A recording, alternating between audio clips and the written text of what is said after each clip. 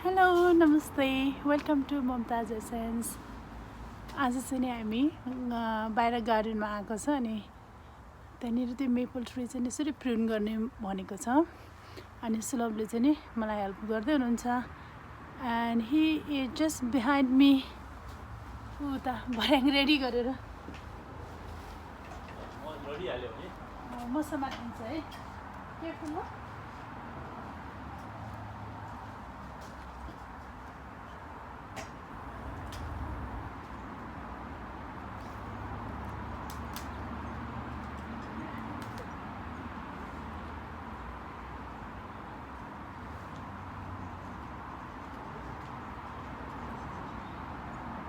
त्यस्तो सानसानो होइन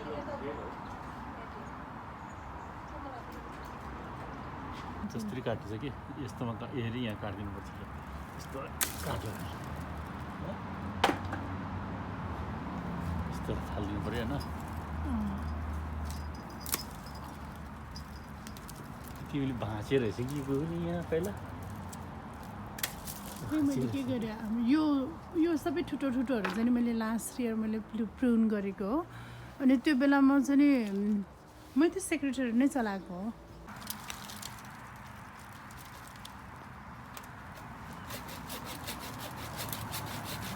उता गएको हाँगालाई चाहिँ नि काट्दैछु सुलभले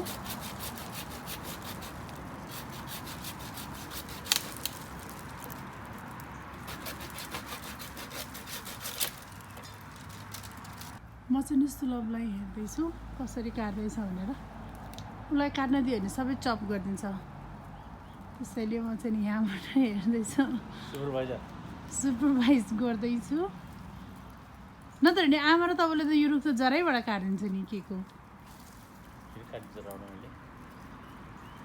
के थाहा जहिले नि काटिदिन्छु भनेर म चाहिँ नि फेरि फुल टिप्न फुलहरू काट्न चाहिँ नि एकदमै डर लाग्ने मान्छे भएर कति घाटा खायो किनभने प्लान्टहरूलाई चाहिँ नि बेला बेलामा चाहिँ नि प्रुनिङ गर्ने अनि सेपिङ दिन चाहिँ एकदम जरुरी रहेछ त्यसले चाहिँ नि अब रुखको सेप पनि राम्रो हुने अनि बढ्नमा पनि मद्दत गर्ने रहेछ भनेर म लर्न गर्दैछु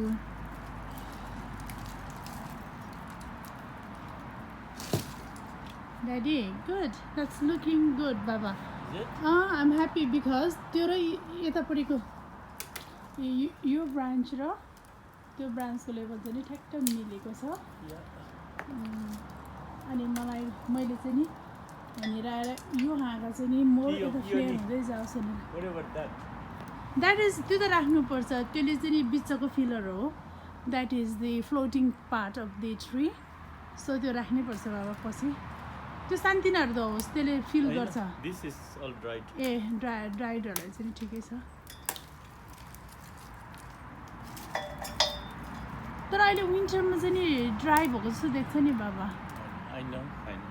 तपाईँहरू जस्तै फेरि काँचो दारू टिप्ने मान्छे होइन नि मेसिन पकाउनको लागि द्याट्स डन होइन दादी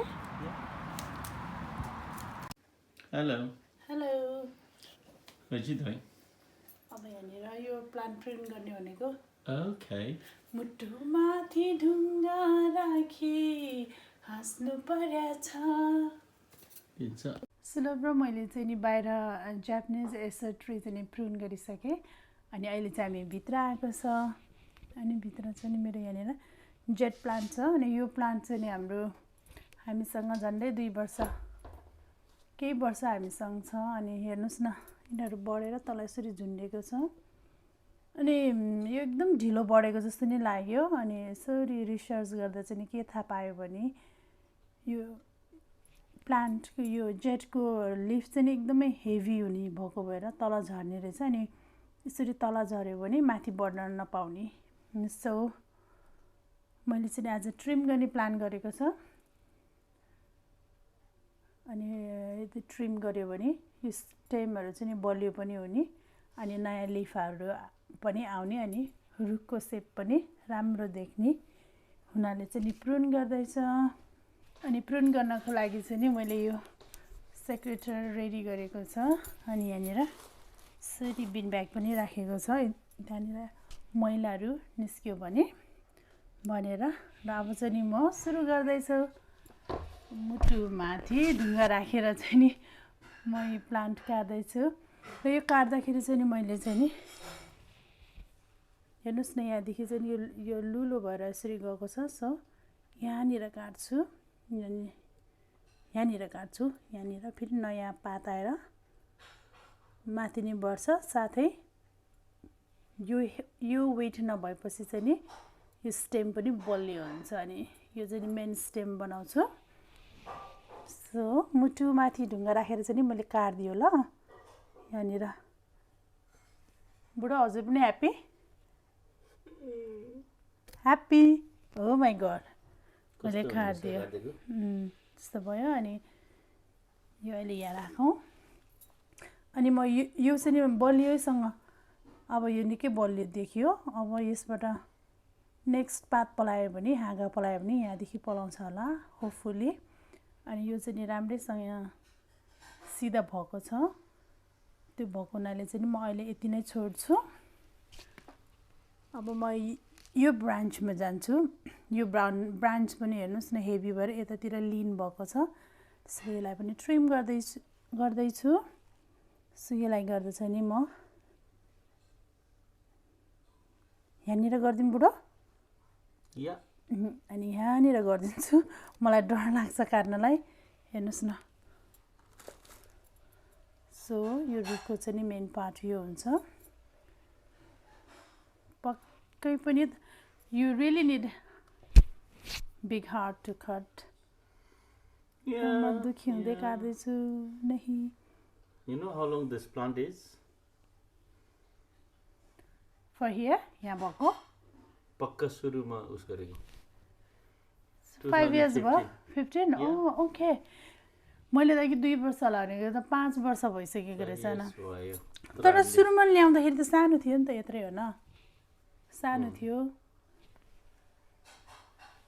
अहिले चाहिँ बढ्न त नबढेको होइन। हेर्नुहोस् न यस्तो राम्रोसँग बढेर तर सबै झऱ्यो। अनि यतातिर नि अरू ब्रान्चहरू थियो पहिला, यता अरू पनि आएको थियो। अनि यस्तै हेभी भएर सबै झरेको, आफै झरेर चाहिँ नि मैले फाल्नु पर्ने भयो। अब चाहिँ नि म यो स्टेममा जाँदैछु। यसमा चाहिँ नि मैले यहाँनिर काट्ने प्लान गरेछु। यहाँनिर काट्यो भने अनि यहाँबाट त्यो आँख्लाबाट चाहिँ नि अर्को पात आउँछ होला। सो मैले अब काट्दिएँ मुटुमाथि ढुङ्गा राखेर ब्रेभ भएर।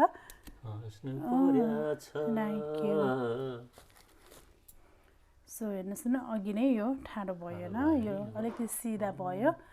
तर स्याडली के भयो भन्नु न, यो why I am cutting today pruning is look यो यसरी हेभी भयो नि यसको स्टेम चाहिँ नि यसरी मरेर जाने रहेछ क्या।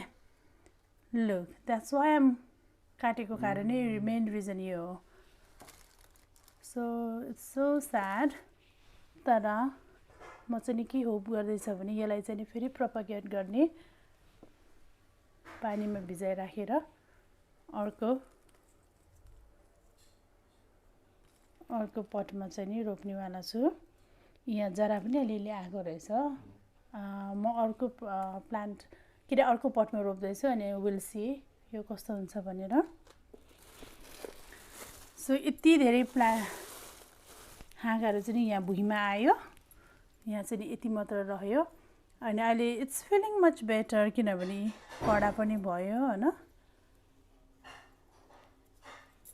सो होपफुली अब यो स्टेम चाहिँ नि बलियो हुनेछ र माथि चाहिँ नि राम्रोसँग बढ्नेछ। अनि यो चाहिँ नि अलिकति यताको साइडमा छ। So I am moving this to the centre.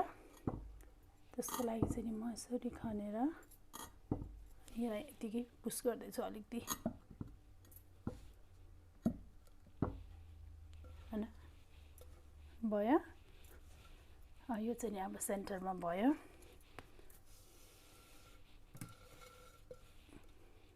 मेरो जेट प्लान्ट चाहिँ नि अहिले यस्तो देखिएको छ। अनि यो मैले काटेकोहरू चाहिँ नि अब म फेरि यसलाई ट्रिम गर्छु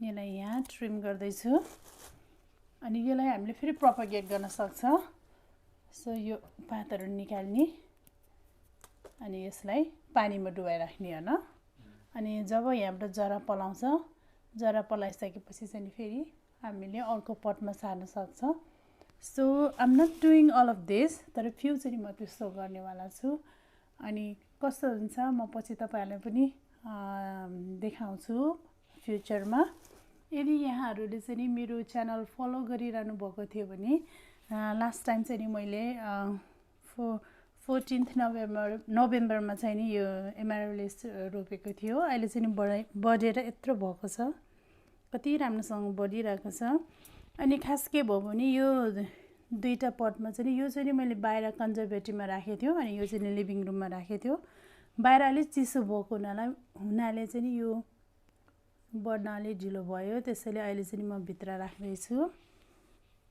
अनि मेरो यो जेट पनि भविष्यमा के कस्तो हुन्छ म अपडेट अवश्य नै गर्नेछु मेरो आजको भिडियो चाहिँ यहीँनिर आएर सकिन लागेको छ so thank you so much for watching my channel please like comment and subscribe thank you by